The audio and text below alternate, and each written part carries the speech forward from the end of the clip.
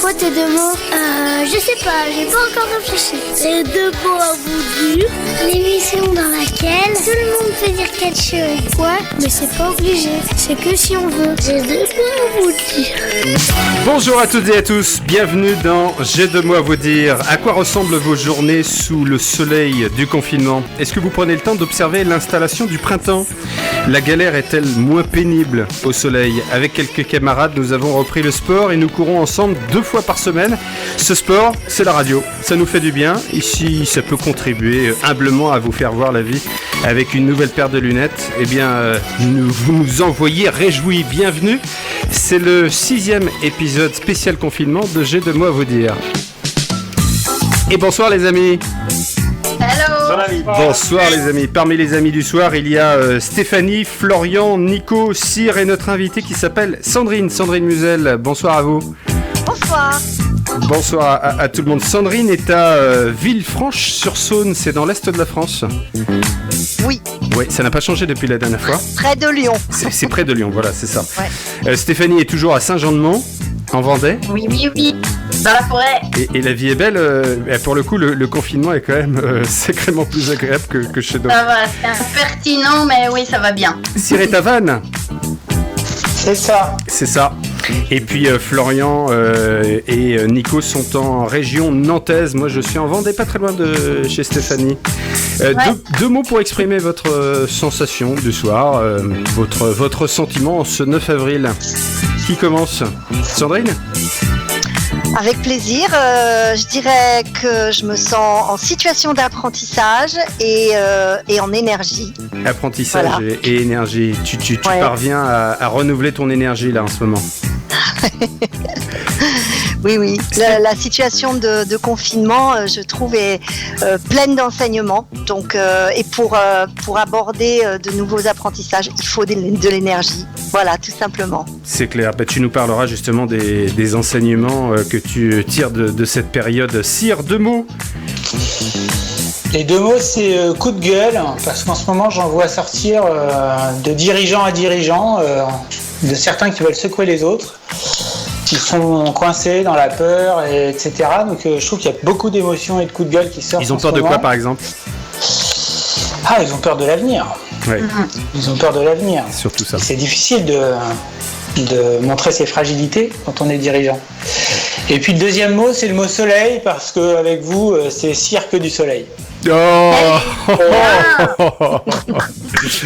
Alors celle-là, elle est 5 étoiles. Moi, je propose de la mettre en vitrine dès ce soir. Stéphanie?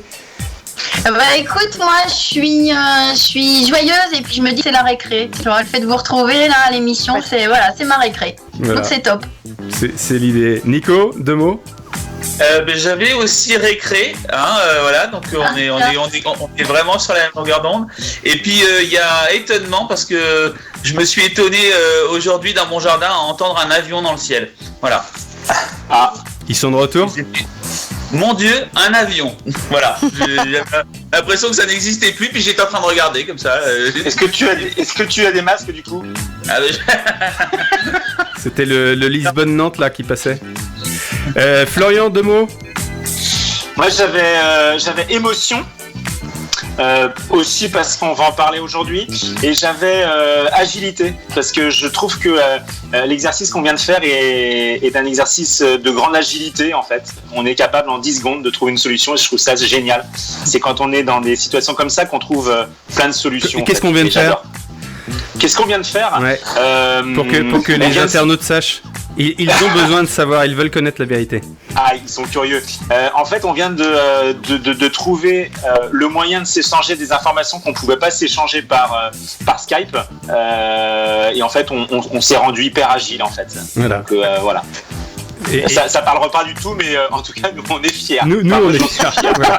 Nous, on est fiers. Ingénieur informaticien. Le morse, tu vois, je t'ai dit, ça te sert toujours. C'est ça. Ça servira toujours dans la vie. Voici bien le moment de la 3e édition, le 3e épisode de la chronique de Cyr. J'ai 2 mots à vous dire. Et tout le monde peut ramener sa fraise. Et Cyr nous livre le 3e épisode qu'il a entamé la semaine dernière. Il joue avec les mots, il jongle même avec les mots. Et Cyr nous parle du présent cette semaine. C'est ça. Donc c'était donc ce dimanche 29 mars, c'est toujours la même date qui s'inscrit dans cette période particulière. Mes pensées se sont donc traduites dans différents présents. Le présent du passé, on l'a vu la dernière fois. Aujourd'hui, c'est le présent du présent. Mon attention, ma concentration sur ce qui se passe. Et la prochaine fois, on va clôturer cette chronique avec le présent de l'avenir, mes attentes et mes projets. Donc aujourd'hui, le présent du présent. Petite remise de contexte, Covid-19, qu'est-ce que ça veut dire ? Spontanément, pour moi, j'ai vu ensemble, lien, relation, vide, V-I-D-E, Covid, ce qui nous vide de nos relations, point d'interrogation, et 19 pour nous dire de faire du neuf dans nos relations, point d'interrogation aussi. Question à laquelle je réponds par un co-plein à 27, donc toujours plein, relation ensemble, plein, cette relation pleine lorsqu'elle est juste, lorsqu'elle respecte chacun, et 27 comme 2-7 expériences vers l'intérieur à laquelle être coupé de l'extérieur nous invite. Le contexte de confinement est un environnement challengeant. Il nous place dans un temps long de plusieurs semaines, titillant chacun dans sa relation à soi, dans son émotion de peur dans un premier temps sûrement, et puis ensuite dans ses niveaux de dissonance, d'harmonie intérieure. Ça va sûrement résonner avec le thème d'aujourd'hui.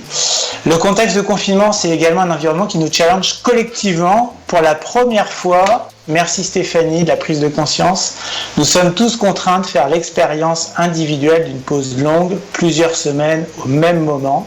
C'est unique et c'est aussi prometteur pour évoluer vers un monde autrement. Cette pause demande d'aller faire un tour dans le temps. Très vite, la culture du temps a muté. On est passé en un siècle de 80% d'agriculteurs à 3%. Donc 80% de personnes qui vivent au rythme des saisons, il y a une toute petite minorité aujourd'hui, dans un monde économique qui veut plutôt aujourd'hui au rythme de la nanoseconde des ordres d'achat et ventes en bourse. Donc on est dans une espèce de contraste. Et Marion Genèvre, dans une conférence Éclore à Sciences Po que j'ai découverte il n'y a pas très longtemps, explique que si le temps pose question à l'homme depuis la nuit des temps, nous l'appréhendons aujourd'hui avec un gros biais qui est celui du temps de l'avoir. Le temps de l'avoir, c'est le temps qui court, qui s'accélère, et derrière lequel on court, c'est le temps de l'urgence, c'est le temps que l'on ne veut pas perdre. La notion de pouvoir perdre traduit le fait que ce serait du temps que l'on possède, ce temps de l'avoir donc. Traumatisé par cette évolution, cette révolution, notre rapport au temps est devenu une véritable imposture vue de ma fenêtre. Notre vocabulaire s'est transformé, débordé, a été supplanté par overbooké. La notion d'urgence est rentrée dans la normalité. On va aux urgences aujourd'hui comme on allait chez son médecin généraliste. Pire, certains osent répondre à leur interlocuteur, c'est pour hier. C'est du foutage de gueule, ça. C'est de l'irrespect total. Si je n'oublie pas que certains souffrent de ce rapport au temps, je vois qu'il est aussi cette phrase magique, point d'interrogation, en tout cas cette belle excuse collective que nous avons aussi inventée pour se cacher ces difficultés d'organisation, de démotivation, de désaccord, de carence. Tous ces comportements sont un réflexe collectif de protection bien compréhensible finalement. C'est aussi une espèce de casse psychologique du siècle, de ce branchement à 100% sur le temps de l'avoir. Et je vais à ce moment-là vous partager une petite pépite que j'ai vécue avec ma fille quand elle était en CE1. Elle apprenait la conjugaison des 2 verbes de base de notre langue française, être et avoir. J'étais à ses côtés et il m'est soudain venu à l'esprit que la manière dont je vivais ces 2 verbes structurait ma vie. Je lui ai dit, et je me suis dit finalement aussi à moi, plus tu as, plus c'est difficile d'être, et plus tu es, moins tu as besoin d'avoir. Sortir de ce biais du temps de l'avoir, c'est donc prendre conscience que nous ne prenons pas le temps, mais que c'est le temps qui nous prend. Parfois, on dit j'ai été pris par le temps quand même. Alors si c'est le temps qui nous prend, le temps n'est pas de l'ordre de l'avoir, mais de l'être. C'est par le temps que nous sommes au monde, le temps s'arrête quand nous quittons le monde. Le temps s'arrête avec la mort. D'où l'angoisse primaire de chacun qui éclaire notre difficulté à ralentir, parce que si je ralentis, si je fais une pause, je risque de mourir. En musique, une pause, on appelle ça un soupir. Une musique ne peut pas se construire sur une permanence de temps fort. Les soupirs sont indispensables. Ils permettent le rythme, la respiration. Le soupir pour l'homme permet la pensée. La pensée est le soupir de la vie, de l'âme. C'est par la pause que l'on peut remettre la pensée en mouvement. Cette pause collective est donc bien sûr un moment de peur, voire d'angoisse, par réflexe de survie. C'est également pour la première fois depuis la Seconde Guerre mondiale que nous vivons chacun et tous ensemble une même expérience de pause sur un temps long. Cette situation nous permet de basculer de l'homme à la mémoire courte dans une mémoire longue. Cette période est donc aussi une opportunité donnée à tous, c'est énorme, de remettre notre pensée en mouvement au moment où nous avons épuisé notre modèle de vie sur la planète, ou quasiment, et que nous devons en inventer un nouveau. Cette pause nous permet donc d'oser expérimenter cet autre rapport au temps, celui de ce temps de l'être, pour être bien avec soi, être bien avec les autres, être bien avec son entreprise et être bien avec la planète. Elle est l'opportunité de nourrir notre mémoire longue, collective, dans une dynamique vertueuse. Et après ces deux premiers présents, le présent du passé et le présent du présent, c'est le présent du futur que je vous partagerai la prochaine fois. Bravo!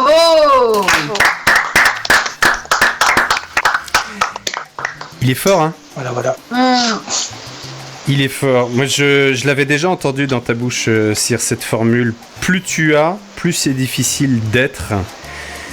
Et plus tu es, moins tu as besoin d'avoir. Elle est très très forte. Et bien, je pense qu'il faut se la rappeler tous les jours, celle-là. Hein. Stéphanie, tu as adoré, toi. Tu n'as pas attendu la fin de la chronique pour exprimer ta joie. Avec Cyr, on a eu l'occasion d'en discuter. On a régulièrement des conversations et c'est vrai que le temps, c'est vraiment une invention purement humaine. Je veux dire, on est des mammifères, mais on est quand même les seuls mammifères à avoir inventé ce truc-là, quoi. Donc, bon, c'est vrai que je ne parle pas le chien, je ne parle pas le cerf, je ne parle pas l'oie sauvage, mais je pense quand même qu'on est un peu les seuls à avoir ce rapport au temps. Et même en musique, on a forcément besoin aussi d'apprendre l'instant, l'émotion, la connexion à soi, Sandrine. Tout à fait. Le temps en musique est important parce que si on n'est pas ensemble, si on n'a pas le même rapport au temps musical, ça marche pas bien. Je connais pas le tempo est très important dans une musique, dans un chant, et ce tempo va aussi, c'est justement ce qui va nous permettre d'être ensemble pour interpréter une œuvre. Je connais pas bien la musique classique. J'ai appris il y a quelques années que un chef d'orchestre ou un autre pouvait faire une vraie différence avec une œuvre classique, un Beethoven, un Mozart. Pour moi, Beethoven, Mozart, il y avait des croches, des triples croches, c'était à ce rythme-là et pas à un autre. Qu'est-ce qui fait faire la différence ? La liberté de l'artiste que d'interpréter une œuvre en y mettant sa propre interprétation, sa propre perception et sa propre émotion, justement, en mettant ce que dans le tempo, ou justement en mettant dans le tempo sa façon de vivre la musique qu'il est en train d'interpréter. Cyr, comment tu écris cette chronique dont nous sommes fans? Je vais dire nous, là je m'engage. Tu décroches, dit Florian. Elle est bonne celle-là. Reste avec nous quand même, Florian. Comment tu écris, Cyr? Comment tu nous livres ces émotions au travers de ce texte? Tu t'assois et puis tu repenses à tout ce que tu as vécu, à tous les enseignements des experts que tu peux rencontrer dans ton métier? Voilà une bonne question avec la réponse dedans. C'est parfait. C'était une hypothèse. C'était une hypothèse. Ah non, mais c'est ça.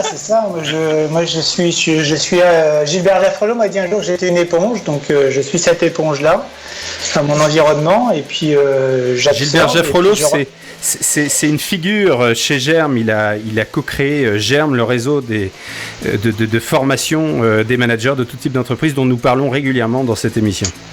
C'est ça. Et voilà, et puis après ça fait son petit chemin dans ma tête, et puis à un moment il faut que ça sorte, et ça sort sous forme de mind map. Et puis après... donc une carte. Voilà. Mais on va dire que c'est cette chronique-là, c'est un peu une synthèse d'un certain nombre de choses que j'ai pu déjà écrire, soit en réaction sur un post LinkedIn, soit sur un petit mail à quelqu'un que j'apprécie et qui m'a touché, etc. Voilà. Donc nous, on a le droit à la synthèse, on a le droit à la quintessence. Dans Je dois vous dire. Merci beaucoup, Sire. D'autres réactions, Nico, Florian? Ah non, mais moi je suis sans voix. Ouais, moi aussi.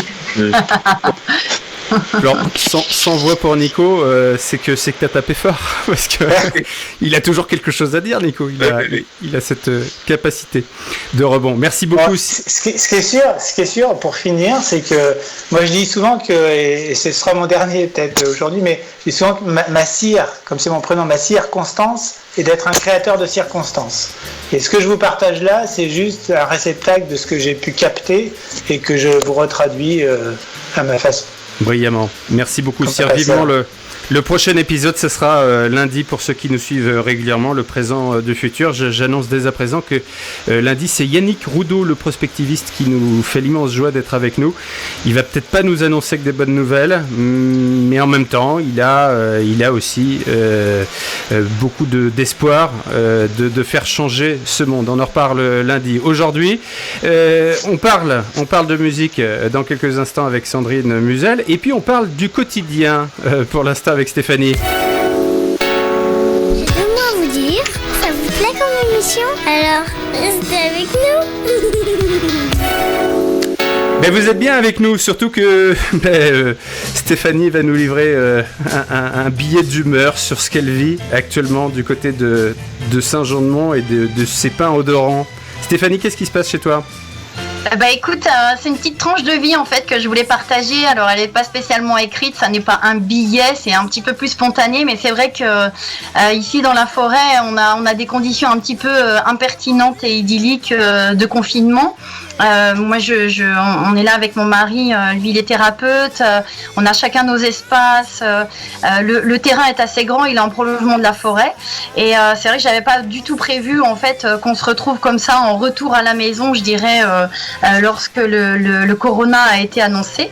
Et puis en même temps, je trouve assez délicieux ce rapport au temps, pour reprendre effectivement le terme en introduction là de Cyr, le fait que le temps se ralentisse, en tous les cas le rapport au temps change. Et ce qui nous permet finalement de nous reconnecter à ce qu'on estime être essentiel. Et donc voilà, et donc je trouve que j'y suis. Puis l'essentiel en même temps, on le teste nous ici, vraiment grandeur nature, c'est une vraie expérimentation, puisque quand je vous dis de retour à la maison, en fait de maison il n'y en a pas, c'est-à-dire que depuis 2 ans, on habite dans une cabane qu'on appelle vulgairement un mobil-home, qu'on a tout aménagé. La cabane au fond du jardin. Tu dis ? La cabane au fond du jardin, c'est une imitation mauvaise de Cabrel. Et donc du coup, on est en autoconstruction de notre maison. Mon bureau, c'est aussi une cabane. Et c'est vrai que là, le fait de se retrouver sur ce terrain, on redéploie en fait un peu d'imagination. Et puis, on est en train de faire tout ce qu'on n'a pas eu le temps de faire. La maison a vraiment poussé entre les arbres. On a rangé notre intérieur, notre extérieur dans tous les sens du terme. On s'est mis au jardin. Et puis, faut que je vous avoue quand même que c'est pas toujours idyllique, ou en tous les cas ça nous a demandé un peu d'adaptation, puisque j'ai un de mes 3 fils qui est revenu vivre à la maison, à cette fameuse maison qu'on n'a pas, et donc du coup il est arrivé avec sa compagne, donc on est à 4 à vivre dans cet espace là. Donc ce petit souci, je vous rappelle, on n'a pas de maison et on a 32 mètres carrés en tous les cas de il a pas ramené sa tante Quechua? Tu dis quoi? Il a pas ramené sa tante Quechua? Non, mais je pense qu'il rentre carrément pas dans une tente Quechua, soyons clairs. En fait, là, je vous parle en fait de ce rugbyman qui fait 1m90, 100 kg. Autant vous dire qu'en fait, en statique, il prend un petit peu de mètre cube. Donc, donc voilà. C'est dit. Que je voulais vous raconter. Oui, le voilà, justement. Ah, il est là. Il est là. Eh ben, le voilà. Écoute, émission radio, vas-y, tiens, installe-toi, tu vas pouvoir témoigner.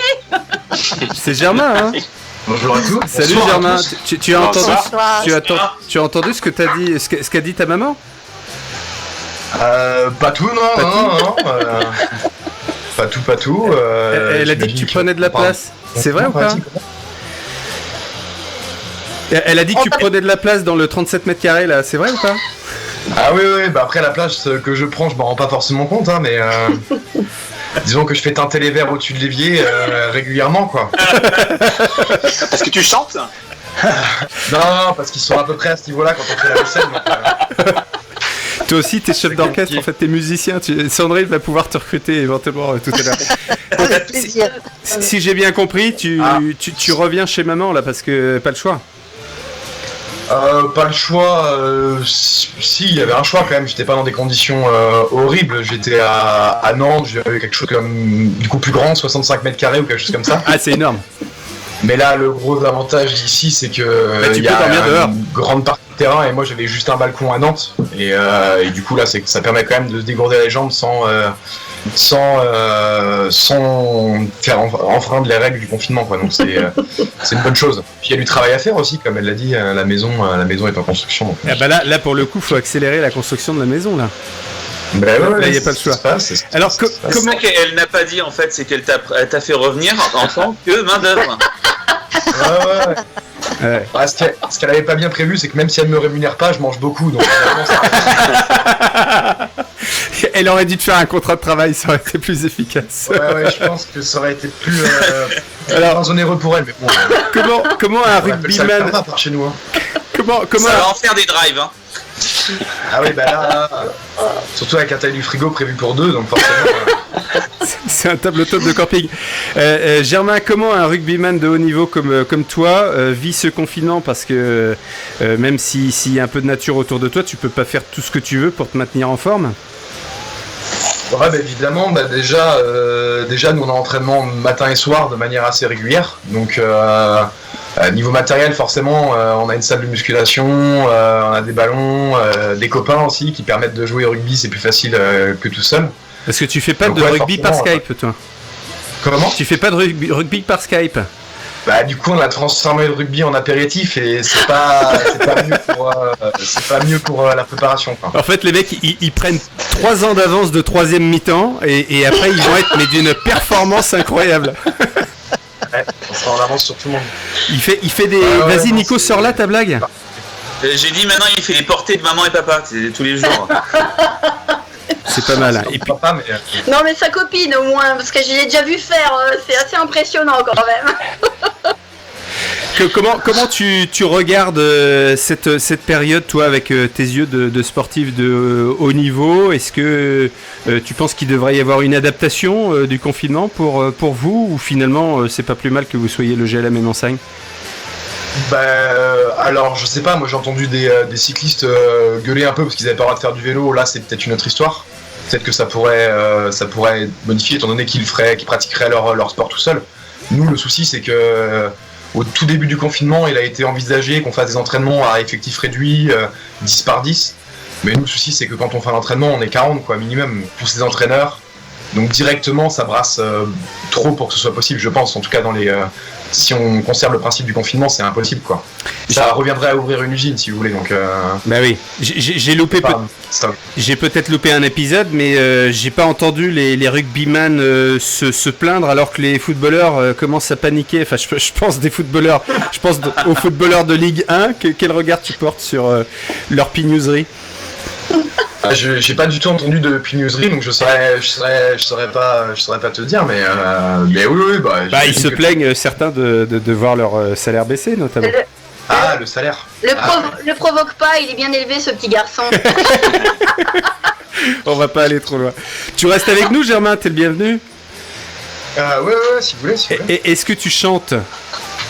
Ça dépend si vous voulez rester faire de beaux rêves ou partir en plan. Je peux, c'est possible. Je pense qu'elle est capable de faire des miracles, Sandrine. C'est notre invitée et c'est Florian qui nous la présente. Deux mots à vous dire, l'invité de l'émission. Florian. Sandrine, ancienne responsable marketing dans une PME de téléconférence, ça ne s'invente pas aujourd'hui, tu te réorientes vers un parcours de formatrice et de coach et tu découvres une véritable passion pour le cerveau et les neurosciences. Depuis 2007, tu es avec beaucoup d'émotions, reconnue comme l'une des spécialistes des émotions et de l'impulsion d'émotions positives pour stimuler la collaboration humaine.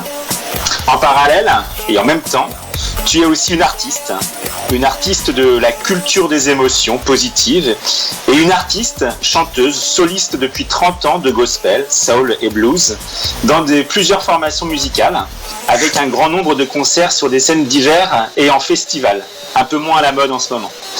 Tu embrasses également une carrière d'écrivaine et de comédienne dans une série de sketchs écrits et joués pour les entreprises où tu joues le rôle de Gisèle, tour à tour femme de ménage et vendeuse du secteur de la vente à domicile, truculente et drôle, qui n'a pas sa langue dans sa poche et affiche un bon sens implacable.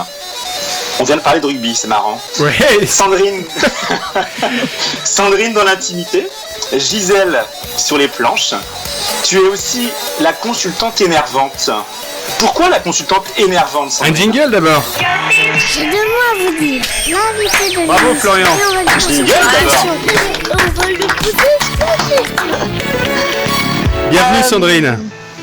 Eh bien, pourquoi la consultante énervante? Parce que consultante, c'est un truc très sérieux et c'est un nom très sérieux, un concept très sérieux. Et du coup, on ne s'attend pas à voir, à poser, à coller le terme d'énervante. Alors, ça surprend, ça crée un effet de surprise, ça amuse et du coup, mon but est atteint. C'est-à-dire qu'on mémorise ce nom, la consultante énervante, parce que justement, ça nous a fait sourire et ça nous fait nous interroger. Et donc, en même temps, ça annonce aussi la manière dont on travaille dans la consultante énervante, c'est-à-dire qu'on fait des choses très sérieuses en entreprise et ailleurs dans la société civile, mais avec des outils ludiques et surtout sans se prendre au sérieux. Voilà. C'est ça le plus important, sans se prendre. Merci Sandrine. Merci, tu es énervante, tu as réponse à tout. En te présentant tout à l'heure, Gisèle, Sandrine, je disais de toi que tu es une cultivatrice des émotions. Dans le pays de Descartes, dont la pensée a donné le cartésianisme, n'est-il pas un peu incongru de vouloir mettre en valeur les émotions alors que l'on prône souvent le rationalisme? On n'est quand même pas au pays des bisounours. Ah ben voilà, le mot est lâché, bisounours, parce qu'on s'occuperait d'émotions. Ben, en fait, c'est Descartes, c'est excellent la pensée de Descartes, bien évidemment. Néanmoins, je pense qu'il faut vraiment lire Descartes pour tout en comprendre toutes les aspérités. Et bien loin de n'avoir parlé que du rationalisme, il sait très bien Descartes que le corps, la pensée c'est du corps et que l'émotion fait partie de l'humain. Et les émotions, on a voulu beaucoup les écarter de nos vies et notamment de nos vies professionnelles, au prétexte qu'elles nous empêcheraient d'être rationnels justement. Mais c'est tout le contraire et on s'est rendu compte des travaux de neuroscientifiques tels que Antonio Damasio notamment, ont permis de mettre en lumière le fait que des personnes dont le cerveau est endommagé et qui ne peuvent plus ressentir d'émotions, ne peuvent plus prendre de décisions rationnelles. Donc les émotions, contrairement à ce qu'on pourrait penser, elles sont aussi utiles à la prise de décision. Et au-delà de ça, elles font totalement partie de notre biologie parce qu'elles sont des éléments, des facteurs d'adaptation. Elles créent des alertes. Ce sont nos alertes au moment quand il y a un danger et donc elles sont au service de notre survie. Donc il est impossible de se passer de nos émotions. Elles sont extrêmement utiles. Elles ont cette fonction adaptative et non seulement elles ne peuvent pas s'en passer, non seulement elles sont très utiles, mais on va voir que je pense au cours de l'émission qu'on peut les utiliser, les façonner et les cultiver. Alors, réaction de Cyr et Stéphanie, et après j'ai une demande d'astuce à te formuler, Sandrine. Ma réaction, c'est... Moi, je dis souvent qu'on pense et on comprend avec sa tête, mais on bouge avec ses tripes. Et bien souvent, le problème des formations, c'est qu'on sort d'une formation, on a tout compris, on a bien pensé, tout ça, mais 6 mois après, on est un peu frustré parce qu'il ne s'est pas passé grand-chose. Il se passe quelque chose quand on vit les choses dans ses tripes émotionnellement. Et ça fait le lien avec ce fameux temps long dont on parlait tout à l'heure dans la chronique. Exactement.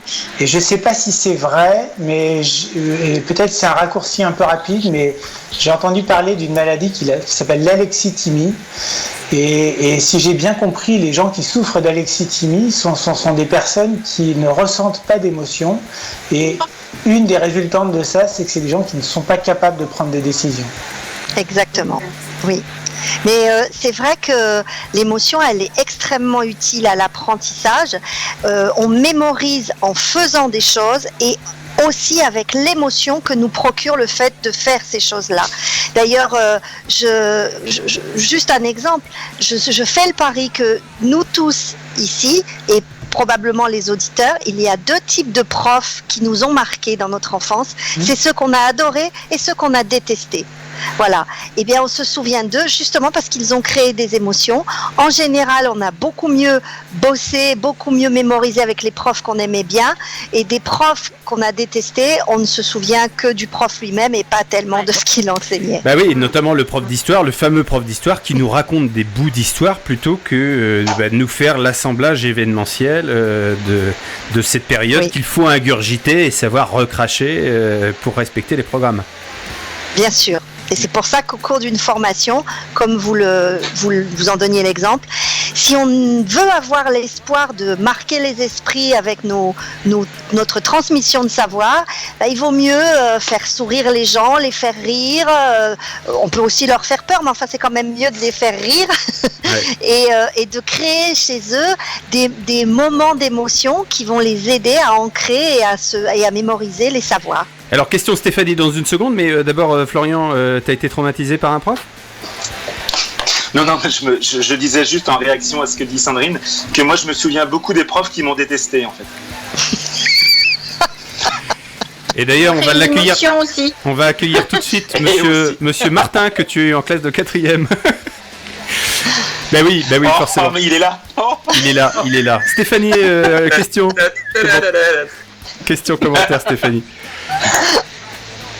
Ouais, mais moi en fait j'étais prof dans une autre vie et c'est vrai que le côté de la mise en action pour pouvoir être réceptif, c'était vraiment quelque chose auquel je faisais très très attention dans les classes que j'avais. À chaque fois j'inventais vraiment des nouveaux outils pédagogiques inspirés notamment de ce qu'on appelle l'éducation populaire là, qui est née après-guerre, qui a vraiment pris en considération cet aspect, le corps et les émotions dans l'apprentissage. Et là actuellement je suis en train de préparer un webinaire avec une amie animatrice Germe sur la notion de... Pardon ? Que tu peux citer au passage. Oui, Corinne Courtiol, sur la notion de management à distance, comment est-ce qu'on manage, comment les émotions nous font prendre des décisions. Et donc voilà, on a pas mal de managers qui sont en questionnement par rapport à ça. Donc voilà, l'idée c'est pas d'amener des recettes, mais en tous les cas de pouvoir décrypter les clés d'entrée différenciées, quoi. Alors j'ai une demande d'astuce, Sandrine. Tu voulais réagir, Germain, peut-être ? Non, pas du tout. Alors juste, peut-être avant ma demande d'astuce, Germain, est-ce que la prise en compte des émotions fait partie de votre formation de rugbyman de haut niveau ? Alors pas assez. Ça commence, de ce que j'ai compris, à se démocratiser dans les hautes sphères, on va dire, du rugby. Mais on a tendance à axer les moyens sur des choses un peu plus physiques. Vous voyez, genre on investit plus facilement dans un préparateur physique que dans un préparateur mental, par exemple. Ouais. Donc c'est vrai que dans nos divisions où le moindre sou est compté, où on n'a pas les millions du Qatar ou je ne sais pas d'où, en général, l'accent est mis sur le physique et moins sur le mental. D'ailleurs, même si certains sont accompagnés personnellement, individuellement à côté. Ce qui a été mon cas l'année dernière grâce à ma mère ici. Merci maman. Tu parles du physique. Tu parles du physique, tu parles du mental et tu pourrais aussi parler de préparation émotionnelle. Et c'est finalement bien sûr, encore très répandu. Ouais, après dans le rugby de manière générale, les équipes latines, dira-t-on, donc plutôt français, italien, même espagnol, même si on en voit moins du coup, on a une préparation complètement différente de l'Angleterre par exemple. Moi j'y ai joué 1 an, donc je peux en parler un peu. Vas-y. En Angleterre, tout est beaucoup plus froid, factuel, c'est plus cartésien comme on disait tout à l'heure. Tout est plus, on sait ce qu'on a à faire, on sait ce qu'on doit faire, alors qu'en France on va parler de choses, on va le faire pour un blessé, on va le faire pour un tel qui a perdu sa grand-mère, on va le faire pour... on cherche plus l'émotion en France que... Ouais. Dans la motivation. Que dans la motivation. Hein. Que dans la motivation. Qu'en Angleterre par exemple. Sandrine, j'accompagne un dirigeant qui, lorsque on l'amène à évoquer ses sensations, ses émotions, a tendance à immédiatement chercher l'analyse. Je sais pas pourquoi je viens de te dire ça. Je comprends pas. Alors peut-être que c'est pour ça. Et donc il est dans l'exploration analytique. Qu'est-ce que tu peux conseiller à un dirigeant, quelqu'un comme ça qui a tendance à mettre ses émotions de côté? D'ailleurs, il le dit très bien. Bah oui, le fait de s'exprimer de la manière dont tu donnes l'exemple est tout à fait typique de personnes qui, plutôt que de vivre l'émotion, vont chercher à poser des mots de l'explication dessus. Le conseil, faire du sport par exemple. Alors il en fait beaucoup. Bah voilà. Et peut-être avoir des pratiques artistiques.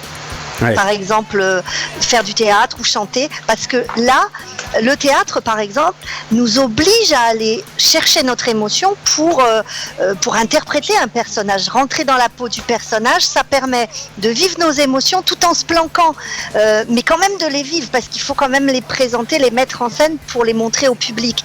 Et c'est vraiment une aide, parce que du coup, on peut s'autoriser, parce que c'est une question d'autorisation personnelle, on peut s'autoriser à vivre l'émotion au travers du personnage. Donc l'honneur est sauf, et on peut du coup peut-être plus facilement aller à la rencontre de ses émotions. Et le chant, bien évidemment, aussi est une immense source de ressenti d'émotion, soit en l'écoutant, soit en le pratiquant. On joue aussi un personnage, la chemise est moins épaisse pour le coup quand on chante que lorsque on endosse un rôle de théâtre. Et une fois encore, ce que tu nous rappelles, c'est que le naturel, l'authenticité, ça se travaille. Oui, absolument. L'authenticité, on pourrait se dire que c'est un petit peu antinomique que de dire que l'authenticité se travaille, mais non, en fait, c'est simplement déconstruire peut-être certains mécanismes qu'on nous a enseigner justement parce qu'on nous a souvent dit qu'il fallait ne pas montrer ses émotions parce que ça pouvait donner un message de faiblesse. Enfin, on nous a leurré beaucoup avec des messages comme ça, mais pourtant au contraire, on l'a vu, l'émotion est totalement naturelle, et du coup l'authenticité demande parfois pour certaines personnes de réapprendre à ressentir des choses qu'on a voulu gommer pendant très longtemps. Réaction de Cyr et question de Florian. Ouais, la réaction est en lien avec le mot que tu viens de dire, Sandrine. Ressentir, en fait, quand tu es face à un dirigeant, David, qui démarre ses phrases par des choses analytiques, ouais. Tu peux lui dire comment est-ce que tu peux me dire exactement la même chose en commençant ta phrase par « je ressens » 3 petits points. Bien sûr. Et là, tu le fais enquiller autrement pour qu'il exprime la même chose, mais d'un point de vue émotionnel. Oui, c'est ça. En fait, il y a une différence entre ce qu'on fait à l'instant T, ce que tu viens de proposer, Cyr, et ce qu'on peut faire dans la durée avec des pratiques artistiques. Florian ? Tu parles de réaction naturelle, Sandrine. Par rapport à ce qu'on vit actuellement avec cette pandémie en fait que nous vivons, qu'est-ce qui se passe au niveau des émotions? Est-ce qu'il y a quelque chose de particulier en termes d'émotions qui se passe? Oui, il se passe vraiment des choses particulières depuis 1 mois et demi à peu près. C'est que il y a une surabondance dans les médias d'un sujet qui est le corona, et une façon de le traiter qui fait le bonheur des chaînes dites d'infos en continu et des médias d'une manière générale, mais qui pour nous humains est absolument d'abord anxiogène, terriblement anxiogène, contribue à créer un climat collectif qui est hyper oppressant, et en fait c'est un facteur contraire, c'est un facteur qui vient entraver, qui pourrait créer un problème de santé publique. Parce qu'en fait la manière dont est traitée l'information, et bien sûr c'est important de s'informer, c'est important de savoir où on en est de ce virus, évidemment, mais la manière dont c'est traité, la forme, le langage, la manière, les mises en scène qui sont faites, le traitement des unes avec des mots toujours alerte info, urgence, le nombre de morts, tous les termes, faut-il avoir peur de ceci ou de cela, doit-on craindre, etc. Et ça nous fait sécréter du cortisol, qui est l'hormone du stress, et qui sur la durée va abaisser nos défenses immunitaires. Exactement. Et donc nous mettre en risque. Alors D'ailleurs, Oui, je ne sais pas si vas-y, vous avez remarqué, il y a certaines éditions, il y a certains JT qui sont toujours en édition spéciale. C'est-à-dire que tous les soirs, c'est une édition spéciale. Et du coup, qu'est-ce qui devient spécial et qu'est-ce qui ne l'est pas? On est toujours en spécial. Donc, Nous aborderons... Exactement, il y a toujours une surenchère pour pouvoir maintenir l'intérêt, la tension qui va maintenir les personnes devant leur télé ou à écouter des médias et lire des choses sur le sujet.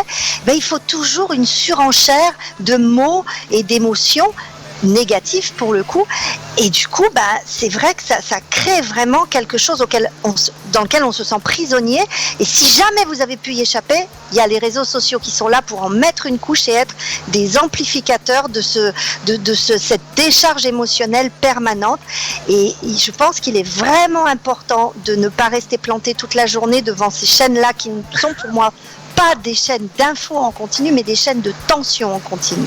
Donc il faut couper. Alors on posera cette question à Nicolas S, journaliste, reporter à TF1 la semaine prochaine, dans une semaine, le jeudi. Même si lui n'est pas sur une chaîne d'infos en continu, mais ça fait partie certainement des questions qu'il se pose dans la rédaction, et en l'occurrence à laquelle il répond aussi en contrebalançant par des reportages très très concrets, y compris des reportages de bonnes nouvelles. Ça existe aussi. Oui, heureusement. C'est très important d'aller les chercher. C'est par contre peut-être j'ai l'impression que ça tourne parfois un petit peu en rond. C'est une question qu'on lui posera, et évidemment si tu veux être des nôtres. C'est récent, je trouve que c'est récent, les reportages de bonnes nouvelles. C'est assez récent. Ça a une semaine à peu près, je dirais. Parce que jusqu'à présent, c'était plutôt au cœur de l'action, allons voir les malades, oh c'est la merde, il n'y a pas de masque, il n'y a pas de blouse, il n'y a rien, comment on va faire, on va tous mourir. Donc, on lui posera cette question, bien évidemment. Comment réagissent les entreprises? Alors, Cyr, une réaction priorité au direct, comme on dit sur BFM, notre chaîne préférée. Il y a une petite phrase qui n'est pas de moi, là c'est clair, mais c'est l'arbre qui tombe fait plus de bruit que la forêt qui pousse. Et, oui. Et en fait, ce qui est intéressant, et souvent aux 20h on voit les arbres qui tombent, ce qui est intéressant c'est d'identifier où est-ce qu'on peut voir toutes les petites branchouillettes qui poussent de partout aussi. Alors on le trouve ça sur Impulseur, on trouve ça sur les TEDx, on trouve ça sur plein de canaux. Donc, allez chercher les petites branchouillettes partout, il y en a partout autour de nous, il suffit d'ouvrir les yeux. Stéphanie ? Par contre, je voudrais préciser que ça demande plus d'énergie. C'est pour ça que je parlais d'énergie aussi en ouverture de l'émission. Parce que notre cerveau, il faut comprendre qu'il est mieux équipé, entre guillemets, pour l'émotion, pour recevoir les nouvelles négatives et les catastrophes, que pour l'émotion positive. C'est-à-dire qu'on a 3 émotions négatives que sont la peur, la plus puissante, la colère et la tristesse. Pour une émotion positive qui est la joie. C'est donc pour ça qu'on est particulièrement réceptif aux catastrophes et à tout ce qui se passe, parce qu'on a besoin de cette émotion négative pour pouvoir se protéger d'un danger. Et en même temps, la joie fait contrepoids. Oui. Quand même, globalement. Donc c'est parce qu'il y a une émotion de base, puisqu'il y en a beaucoup d'autres encore, une émotion de base positive, qu'elle est seule contre 3. Bien sûr. Et puis c'est une énergie qui demande peut-être plus d'énergie au départ, mais une fois qu'on s'est bien entraîné, ça vient tout seul, c'est du bonheur. Exactement ça. Mais celle-là, elle n'est pas connectée aux reptiliens, celle-là, donc il faut la travailler. Mais par contre, ce qu'il faut quand même comprendre, c'est que nous tous ici, nous sommes persuadés de ça, et parce que nous le vivons, nous l'avons déjà vécu, etc. Mais il faut bien comprendre que c'est aussi un mode de fonctionnement, et il y a des personnes, et on le voit bien sur les réseaux sociaux, à qui vous allez présenter des nouvelles positives et qui ne vont pas le croire, parce qu'il est préférable dans leur fonctionnement de ressentir de la colère ou de la peur plutôt que de ressentir la joie, qui serait peut-être trop loin de leur façon de fonctionner. Ça ne veut pas dire que c'est permanent et que ça sera toujours comme ça, mais ça peut être une nécessité d'apprendre à faire autrement. Florian ? Comment on peut aider les non-avertis à cultiver du coup ces émotions positives, Sandrine ?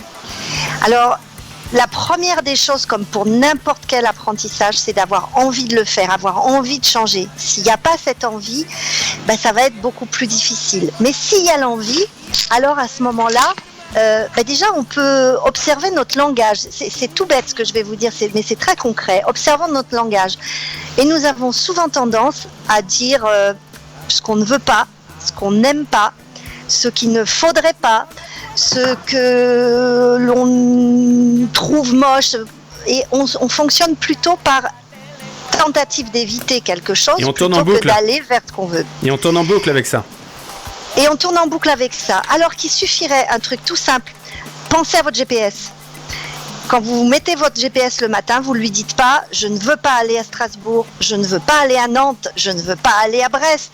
Vous lui dites tout de suite là où vous voulez aller. Ben, c'est exactement pareil tout le temps. Notre cerveau devrait fonctionner comme un GPS, du moins on devrait l'utiliser comme tel, en lui disant ce que l'on veut, ce que l'on aime, ce que l'on souhaite, ce qui va bien, ce qu'on réussit, ce qu'on sait faire.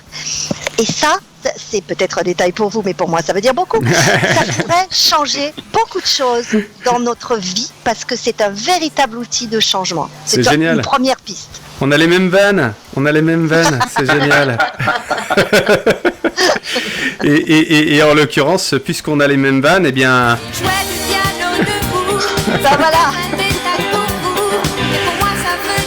J'en parlais justement en formation aujourd'hui avec des entrepreneurs en devenir. Nous restons focalisés sur, assez souvent, assez longtemps, même parfois, sur des choses qui ne nous conviennent pas.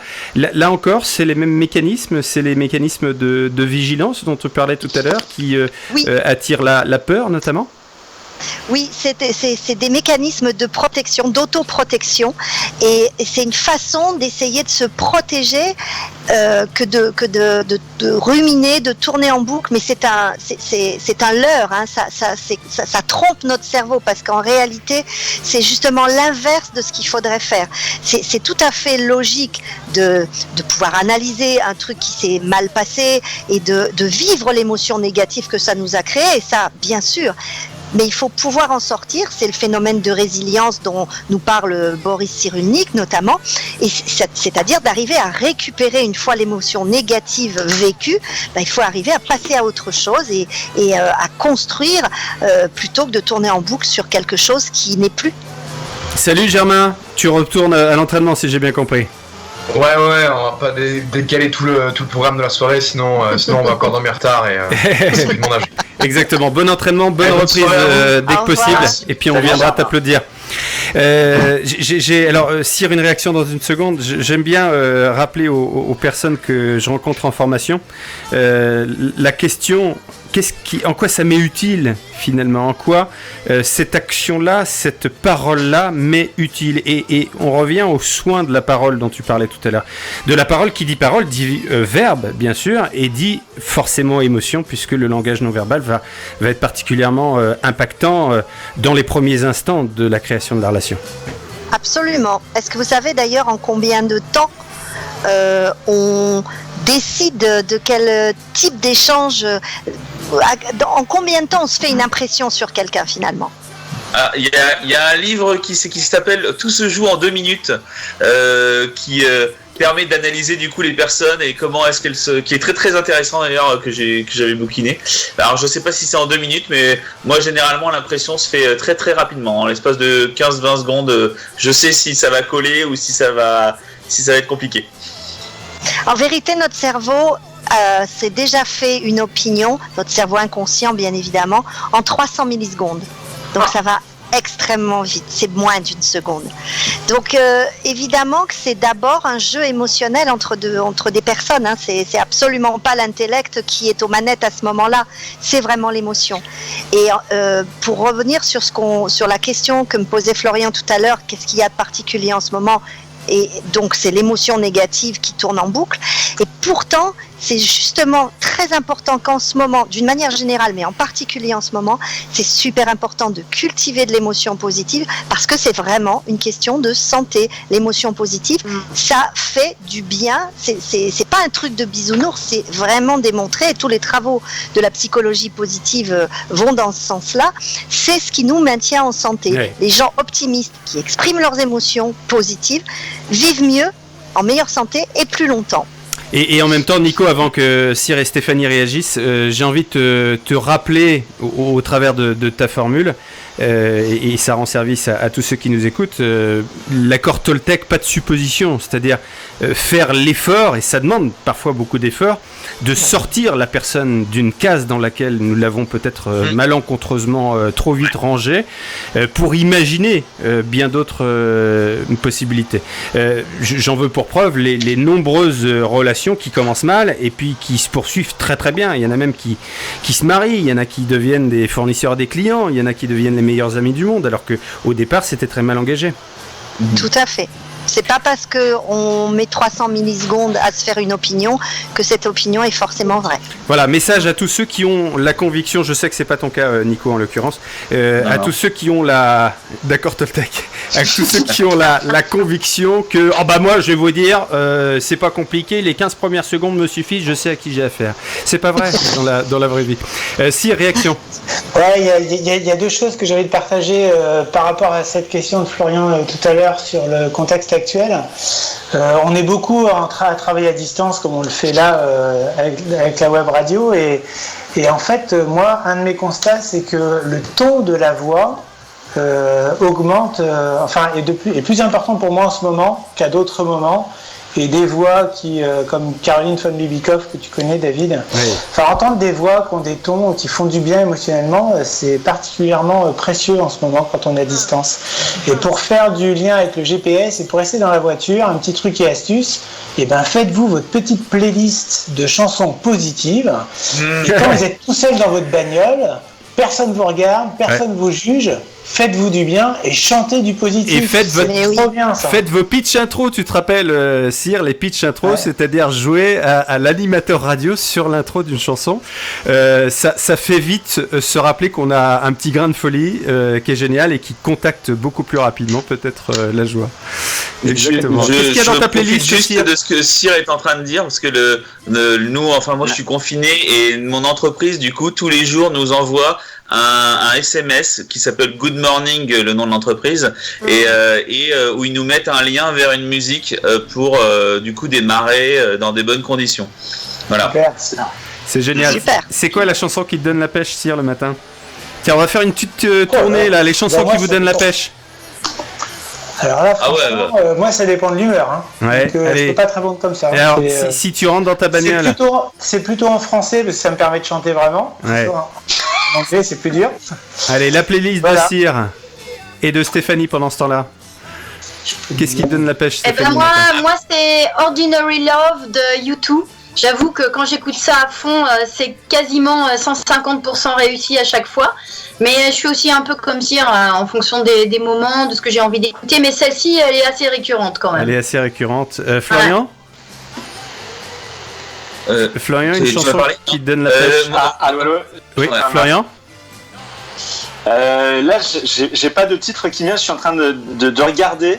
Je te donne ça de suite, d'accord. mon cher David. Contacte des émotions, Florian, nous a dit notre invité.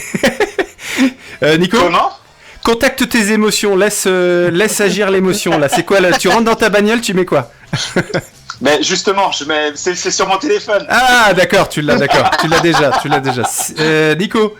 Ouais, moi j'avoue que je démarre souvent les journées par Stevie Wonder. Je peux mettre n'importe quoi que ça me met la banane à 3000. Donc voilà. Cyr? J'adore. Ouais, moi je suis éclectique. Tu es éclectique, d'accord. J'ai pas de titre. Ok. Florian, tu l'as trouvé? Lights, The Weeknd. The Weeknd. Oui, excellent. Ouais, c'est excellent. Moi, ce qui me donne la pêche, alors évidemment énormément de chansons, mais notamment l'album Un Poquito Quemao de Sergent Garcia. Alors ça, si j'ai les paupières lourdes, même si j'ai mal dormi, ça me donne une patate royale. Et ça me rappelle des années d'organisation de festivals de musique actuelle dont Nico se souvient. Sandrine, qu'est-ce qui te donne la pêche le matin, toi?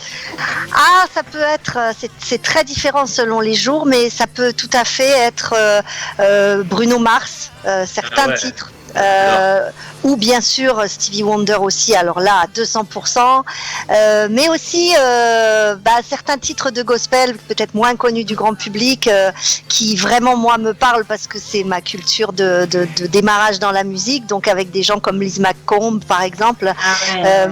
voilà, ça va dépendre de l'envie du moment, mais à chaque fois le résultat est toujours le même, c'est-à-dire un ressenti de bien-être et une envie de chanter aussi, quoi. Avant que Florian pose sa question, si tu permets Florian, est-ce que tu veux bien tenter de nous faire un petit bout de gospel? J'y pense depuis le début de cette émission, je me dis à quel moment on va pouvoir lui demander ça et tu viens d'en parler. Est-ce que c'est possible? Je sais pas si tu t'es échauffé la voix avant de nous parler ce soir. C'est à moi que tu t'adresses. C'est à toi, oui. Je ne sais pas si tu t'es échauffé. Oui, parce que faut pas compter sur moi pour faire du gospel. Ça, c'est clair. Je pensais que tu demandais à Florian de chanter un morceau de gospel. J'attendais. Il me connaît trop. Non, alors autant avec Florian faire du vélo et des interviews aux vieilles charrues, ça, c'est ok. Autant le gospel, je préfère que ce soit toi. Bon, bah oui, pourquoi pas. Allez, go. Du genre, I'm gonna lay down my burden down by the riverside, down by the riverside, down by the riverside. I'm gonna lay down my burden down by the riverside, study one no more. Voilà. Ah, bravo. J'ai hâte de te revoir dans la vraie vie. Pas dans la vie à distance, en l'occurrence. Merci beaucoup de t'être prêté à ce jeu comme ça, au pied levé, sans échauffement. Avec plaisir. Florian avait une question. Ben, en fait, c'était ma question, c'était de savoir si tu pouvais nous chanter, en fait. Si je pouvais quoi, pardon? Nous faire chanter. Nous faire chanter. Alors oui, parce que on a donné une première piste avec le GPS pour quand on parlait de stimuler de l'émotion positive et de changer un peu son émotion en ce moment. Mais alors en effet, il y a un outil qui est absolument mais juste génial et qui fait du bien à tout le monde, qui est le chant. Parce que, en fait, quand on chante, eh bien, on sécrète de la dopamine, qui est l'hormone du plaisir et de la motivation. On sécrète des endorphines, qui sont les hormones du bien-être. On sécrète de l'ocytocine, qui est l'hormone de la confiance en soi et en l'autre, et l'hormone de la cohésion sociale. Et on sécrète de la sérotonine, qui est l'hormone qui régule la bonne humeur. Et puis ça marche qu'on chante bien ou qu'on chante mal. Donc on n'a pas d'excuse pour dire bah non, moi je m'extrais de ça. Parce que même si on chante mal, on s'en fout. Ouais. Le cerveau, il se fiche que vous chantiez bien ou mal. Ce qui compte, c'est de chanter. D'ailleurs, on en profite pour dire au passage que il faut pas se moquer de quelqu'un qui chante pas bien, qui chante c'est faux. trop dommage. Et il faut même réhabiliter les gens qui disent ouais non moi je chanterai pas, je vais faire pleuvoir. Oser. En fait, c'est vraiment une question là aussi d'autorisation. Moi, je fais chanter des gens aussi bien dans la société civile que dans l'entreprise. Et le premier réflexe que j'entends lorsque j'invite les gens à se prêter à cet exercice, ah non, mais si tu m'entends, tu vas voir. Non, tu penses, non, c'est pas possible. Parce que ces personnes-là, simplement, on leur a dit un jour qu'elles chantaient pas bien, ce qui est peut-être vrai aujourd'hui, mais j'en sais rien. Mais un enfant, il ne se pose pas la question de savoir s'il chante bien ou mal. Il chante. Jusqu'au jour où quelqu'un lui dit tais-toi, tu me casses les oreilles là, puis tu chantes mal, tu chantes faux. Et là, c'est fini. Voilà. Et on lui barre le passage pour tout le temps, sauf si à un moment il dit mais je m'en fous et je chante quand même. Exactement. Alors, truc et astuce, David. Vas-y. Et astuce par rapport à ça, très important pour moi, c'est plus tu chantes faux, plus il faut chanter fort, parce que plus tu chantes fort, moins tu chantes faux. Ben oui. Parce que plus tu t'entends par tes oreilles externes et pas juste par l'interne, et plus tu peux réguler. Donc plus tu chantes faux, plus il faut chanter fort. Parce que plus tu chantes fort, moins tu chantes faux. Exactement. Bah, c'est voilà. ça qui est génial d'avoir des copains formateurs, c'est que cette émission, elle est conçue comme une formation. On repart avec des astuces. Ça, c'est génial. Merci, Oscar. Si vous voulez, pardon. Oui, si vous voulez, tu dis, et puis Stéphanie va pouvoir prendre la suite. Ben voilà, Stéphanie. D'accord, ok, Stéphanie. C'est bon ? Non, c'était juste le sujet de mon envie de réagir sur le mot vibration, parce que effectivement chanter procure des émotions positives d'un point de vue du cerveau, parce que voilà, ça nous crée une émotion vraiment agréable, mais en plus le fait de chanter nous fait vibrer l'intérieur et réharmonise en fait toutes nos énergies qui pourraient être coincées quelque part, et voilà.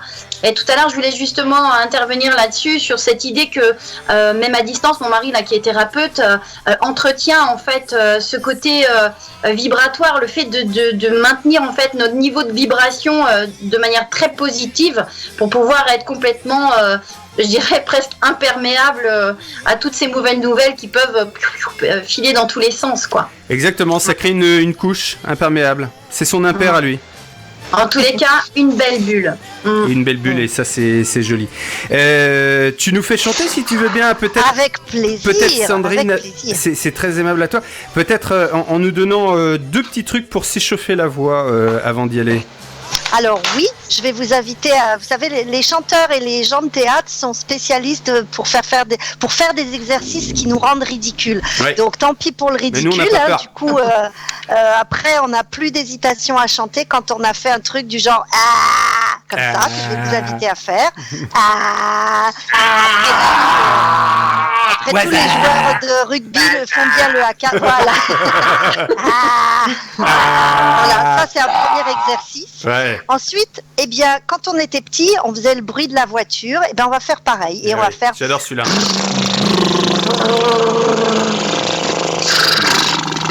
Allez, encore. Ça, il chauffe les cordes vocales un petit peu, ça les masse. Et on va faire un dernier petit exercice avant de chanter. Un truc qu'on fait aussi quand on est enfant, c'est...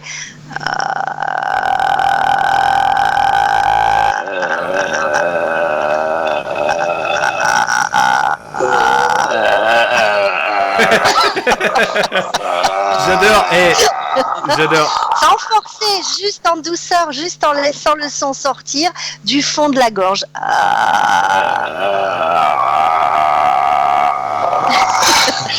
Voilà. Alors, juste une dernière C'est les pompiers qui sont à la porte, j'arrive. Ouais, on vient de perdre 150 000 auditeurs. Hein.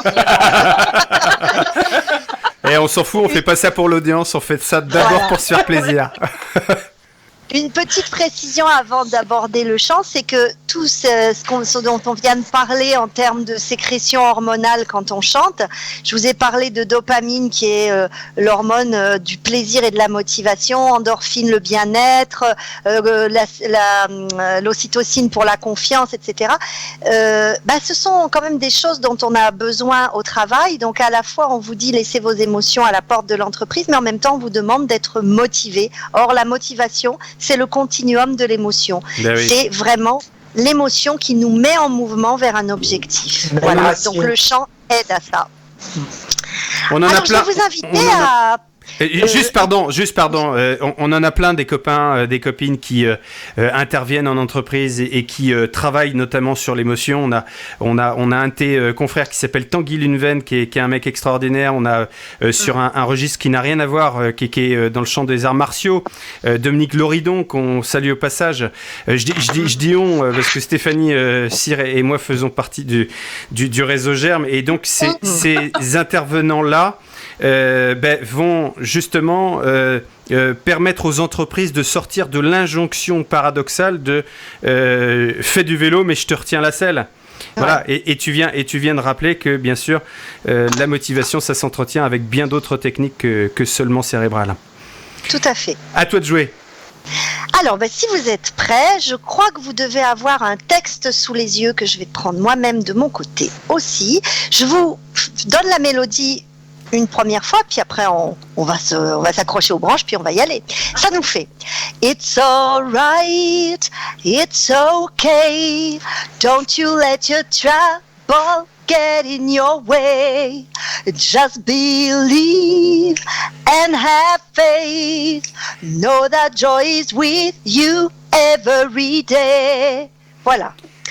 Et il va falloir le faire en 2 fois pour moi. J'ai juste de me rendre compte. Non, mais là, c'est quand même assez rigolo parce que je me disais, mais c'est curieux, la langue à droite. C'est écrit en vendéen, c'est bizarre. Et du coup, quand j'ai vu que t'étais de Villefranche, je ne comprends plus rien. Je prendrai la version de gauche. Excellent. Oui, bon, j'ai une manière à moi d'écrire la phonétique. Non, mais c'est génial. C'est génial. C'est du vendéen, ça, tu crois? En général, tout le monde comprend, justement, et tout le monde y retrouve sa langue d'origine. Vous allez savoir pourquoi. Vraiment maréchal. Je sais pas, j'ai séché Alors, les cours d'anglais, moi. Les deux premières phrases nous font It's alright, it's okay. Don't you let your trouble get in your way. À vous. It's alright, Alright. it's okay. Okay. Don't you let your trouble. Get in your way. Alors on va faire Alors un là, truc. Parce que ouais. c'est vrai qu'à distance, c'est pas facile. Ouais, je pense que là, on a un Vous décalage voyez de ma main dingue. Ouais. Je sais pas où elle est ma main, là. Au Alors, bout de ton bras. voilà. Donc, 1, 2, 3 et it's alright. Right. It's It's okay. Don't Don't you you let let your your trouble get in your Your way. way. Just believe Live and have And faith. faith. Know that joy That joy is with you you every every day. day. Il y a un tempo. Every day. Et Je on vous le aura... refais. It's alright. Attendez, je vous le refais toute seule. It's alright. It's okay. Don't you let your trouble get in your way. À vous. It's alright. Right. It's It's okay. okay. Don't Don't you you let you trouble get in your way. Voilà, encore une fois. Et it's alright. right. It's It's alright. okay. Don't you let your trouble Get in your way. get in your way. Bon, eh, on aura essayé, Sandrine. Merci, C'est la Sandrine. distance qui fait décalage. Oui, je C'est la pense. distance, ouais, c'est ça, parce que notre... Merci Excellent. beaucoup en tout cas. Notre connexion Merci. est forcément différente d'un endroit à un autre. Je ne sais pas d'ailleurs comment on fait les je pense qu'ils ont utilisé d'autres outils que Skype, les musiciens qui ont créé des morceaux. Oui, et puis ils sont enregistrés chacun. Et après, ils ont chez soi, et il y a eu un montage ensuite. Voilà, c'est ça. Oui. On est bien d'accord. En tout cas, merci beaucoup de nous avoir essayé. Fait tenter de chanter. L'avantage, c'est que en regardant cette émission, on pourra faire des arrêts sur ta voix à toi uniquement et puis s'entraîner de cette façon. Merci beaucoup. Moi, vous dire. Merci Merci. beaucoup, Sandrine. Sandrine Musel était notre chef de chœur à distance aujourd'hui. Moi, j'ai hâte et je parle au nom de mes camarades de te retrouver dans la vraie vie pour nous faire chanter Avec pour plaisir. de bon dans Ah nos oui, entreprises. vraiment. Dans nos entreprises. Si tu veux être des nôtres la semaine prochaine pour bavarder avec Nicolas S de TF1 et voir dans quelles circonstances il se trouve lui aussi, parce que je sais que c'est un homme très positif, donc comment mettre davantage d'émotion dans les reportages des journaux de 20h, eh bien tu seras la bienvenue, bien évidemment. Merci beaucoup. À chacun et chacune, Stéphanie, Cyr, Nico, Florian, Sandrine, portez-vous bien, occupez-vous Merci David. tout autant de votre Merci, intérieur que de votre confinement par rapport à l'environnement. Et puis rendez-vous, donc je le disais, lundi nous serons je ne sais pas combien, le 13 je crois, 13 avril, avec un invité exceptionnel, Yannick Roudot, le prospectiviste. D'ici là, amusez-vous bien. C'est le lundi de Pâques. C'est Ah oui, alors je sais pas s'il va être dispo. Moi, je viendrai déguisé en lapin si je suis là. Mon lapin, j'ai hâte de te voir. Salut, à bientôt dans Jeux de mots, dire. Bisous à tous. On fait de chez vous sans avoir préparé les 2 mots que vous avez à nous dire. J'ai de quoi vous dire. L'émission dans laquelle tout le monde prend sa place. One, two, three, four, five. Sing to the B-E-A-T-K.